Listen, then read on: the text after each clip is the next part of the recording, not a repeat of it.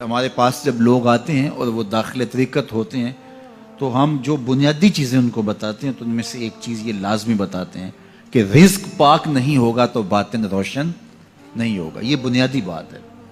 اگر رزق پاک نہیں ہے تو میرے حضور نے ارشاد فرمایا کہ ایک بندہ سفر کر کے کعبۃ اللہ کے صحن میں پہنچتا ہے اور کعبے کے پردوں کو تھام لا ہے وہ یمد یدیہ اور لمبے لمبے ہاتھ کر کے کہتا ہے اے اللہ, لیکن اس کا کھانا حرام ہے, اس کا پینا حرام ہے, اس کا لباس حرام ہے, وہ غزیہ بالحرام, اس کو غذا حرام سے دی گئی ہے.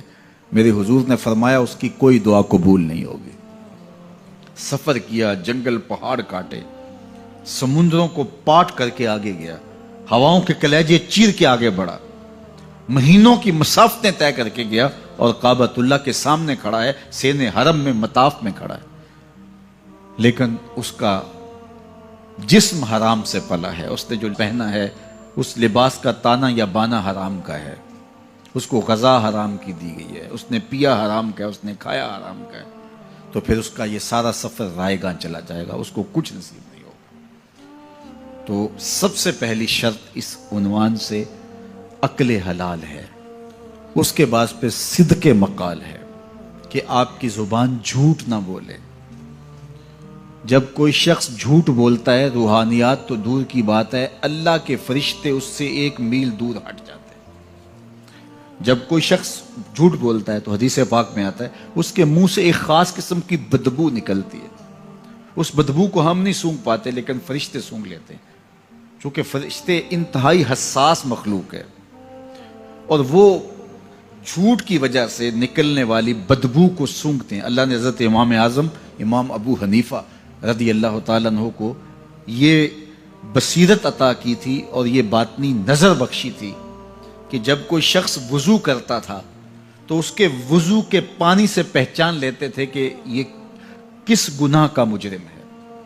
جب بندہ وضو کرتا ہے تو وضو سے ہاتھوں کے گناہ جھڑتے ہیں, منہ کے گناہ جھڑتے ہیں, تو وہ وضو کے پانی سے اس بات کو محسوس کرتے تھے.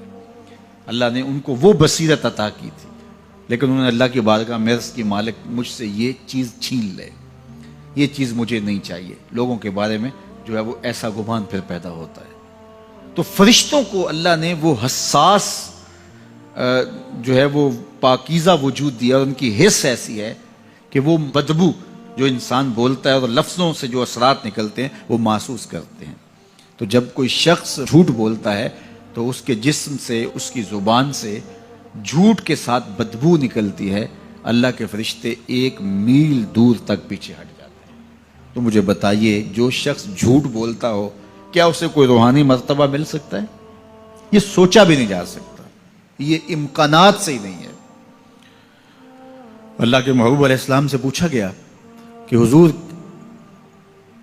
کوئی مسلمان کوئی مومن کیا بزدل ہو سکتا ہے؟ فرمایا نہیں, وہ بہادر ہوتا ہے, لیکن ہو سکتا ہے کبھی اس سے بزدلی بھی سرزد ہو جائے. انسانی کمزوری ہے, کبھی انسان بہت طاقت میں ہوتا ہے اور کبھی انسان کمزور بھی پڑ جاتا ہے.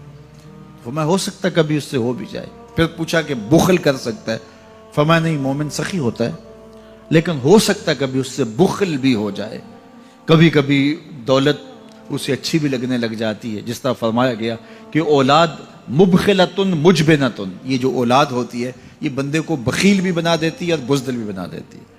جب اولاد نہیں ہوتی تو بندہ سخی بھی ہوتا ہے اور بندہ جو ہے وہ مشکل حالات میں بھی کود جاتا ہے, لیکن جب اولاد ہوتی ہے تو پھر مشکل حالات میں کودنے سے پہلے سوچتا ہے میرے بچے ہیں یتیم ہو جائیں گے. اس کو یہ خیال آتا ہے, پہلے ایسے مال لٹاتا ہے لیکن اولاد ہو جائے تو پھر وہ اولاد کا سوچتا ہے کہ ان کے لیے کچھ میں جمع کر لوں. تو اولاد فرمایا میرے حضور نے کہ مبخلہ و مجبنہ, یہ بخیل بھی کر دیتی ہے اور یہ کمزور اور بزدل بھی بنا دیتی ہے. تو مومن ہوتا بہادر ہے لیکن ہو سکتا ہے کبھی اس سے بزدلی بھی ہو جائے. مومن سخی ہوتا ہے لیکن کبھی ہو سکتا ہے اس سے بخل بھی ہو جائے. لیکن تیسرا سوال حضور سے پوچھا گیا کہ مومن جھوٹا ہو سکتا ہے؟ تو اس پہ 2 ٹوک کہا, نہیں جھوٹا نہیں ہو سکتا. یہ نہیں ہو سکتا کہ مومن ہو اور جھوٹا ہو, وہ سچ بولنے والا ہوگا. تو عقل حلال اور صدق مقال, یہ 2 خوبیاں جو ہیں یہ اہل اللہ کا ترائے امتیاز ہے, اور یہ مجھے اور آپ کو اختیار کرنی چاہیے.